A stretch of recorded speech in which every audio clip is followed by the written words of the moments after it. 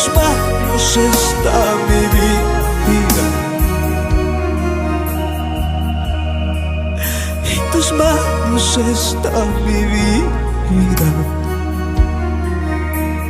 Hoy Dios te toma en sus brazos y Él hará de ti un vaso útil, un instrumento de honra.